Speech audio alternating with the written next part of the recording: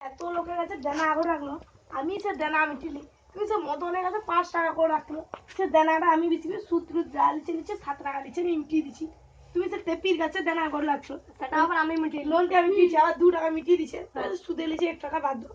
আর তোমাকে একটু চা খাওয়ানোর কথা বলতে, তুমি চাটা খাবে লোনে। ঠিক আছে, ঠিক আছে, যাও। ও কটল কটল দাঁড়াও, তুমি কি নতুন পোল্ট্রি ফার্ম করেছো?